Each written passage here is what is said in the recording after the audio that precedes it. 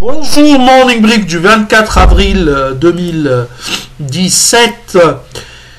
Alors, semaine globalement positive pour la bourse de Casa avec hausse du principal indice MASI plus 0,96%, limitant ainsi ses pertes annuelles à seulement, entre guillemets bien sûr, 2,70%.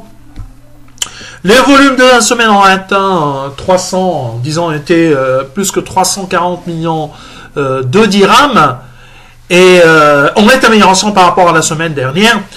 Cependant, rien de particulier aussi bien côté volume que par rapport à la performance de l'indice.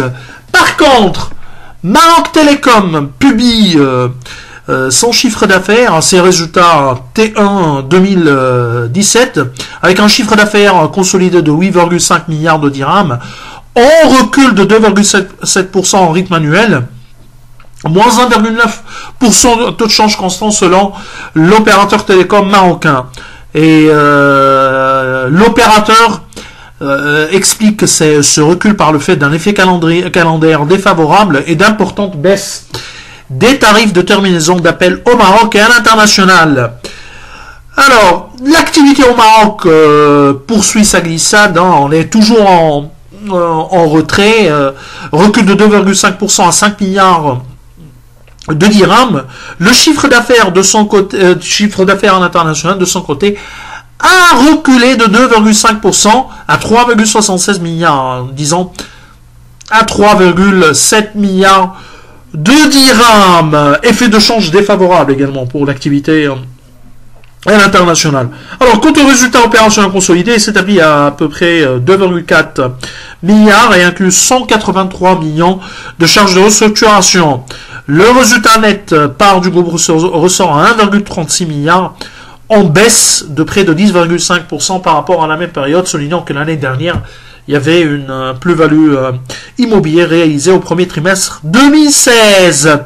Alors, hors élément exceptionnel, selon le groupe, le résultat net serait autour de 8,7%, bien sûr, à taux de change constant, grâce notamment au succès de la restructuration des nouvelles filiales, dont le résultat net global est maintenant positif. Alors, nous sommes sur une croissance de revenus, je parle des prévisions de l'Alpha Ména sur l'ensemble de l'année. On pense que pour le reste de l'année, il y aura une amélioration de l'activité, mais les marges, nous estimons que les marges resteraient sous forte pression. Donc, globalement, ce sont des résultats qui sont alignés avec nos prévisions. On est sur une marge opérationnelle de 29,5%. Alors, je vous rappelle notre opinion, on est à alléger avec un target price 127 dirhams. Je pense que Maroc Telecom est cher. Pour ce qui est du Thule Index, je parle donc du marché action tunisien. Le Thule Index en hausse de 0,39% sur la semaine, bien sûr, à plus 2,79%.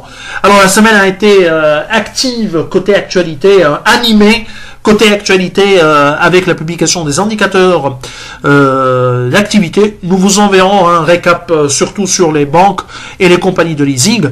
Alors d'une manière générale, les chiffres qui concernent les revenus, le top line, étaient positifs durant ce premier trimestre, notamment pour les banques et les loueurs. Cependant, on pense que pour ce qui est de l'export, les chiffres, je parle des sociétés non financières, les chiffres sont en deçà de nos attentes. Cependant, pour le reste de l'année, le contexte coût et donc marge, ainsi que le contexte liquidité feront la différence. Nous sommes convaincus que la situation des profits pour le reste de l'année sera secouée par l'assèchement de liquidité prévu. D'ailleurs, le FMI recommande une restriction, une politique monétaire plus restrictive, et la montée et les profits sont également impactés par la montée du risque souverain.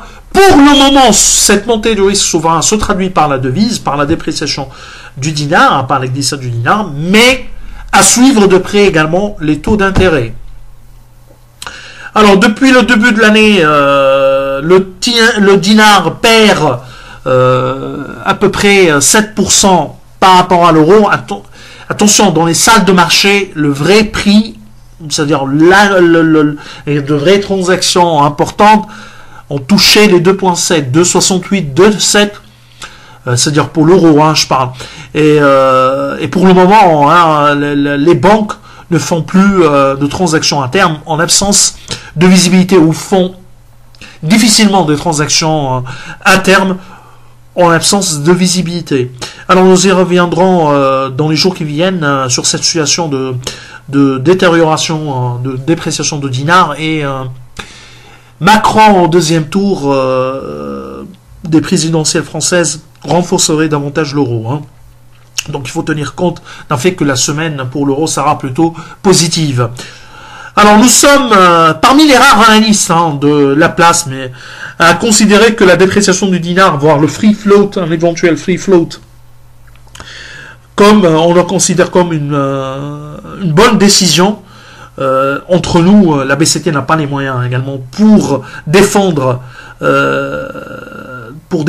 le dinar, mais attention, on pense que la dépréciation du dinar ou bien éventuellement un free float du dinar sont des mesures d'accompagnement pour faciliter aussi bien l'export que les flux d'investissement étrangers, peu importe leur nature, en investissement en portefeuille, investissement en dette de l'État ou bien investissement en direct, est une catastrophe. Sans mesure d'accompagnement, la dépréciation du dinar aura un impact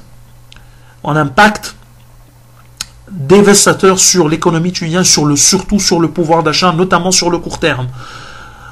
Nous pensons que cette période est décisive pour l'économie tunisienne. Alors nous vous souhaitons une bonne journée, un bon début de semaine. Au revoir, à demain.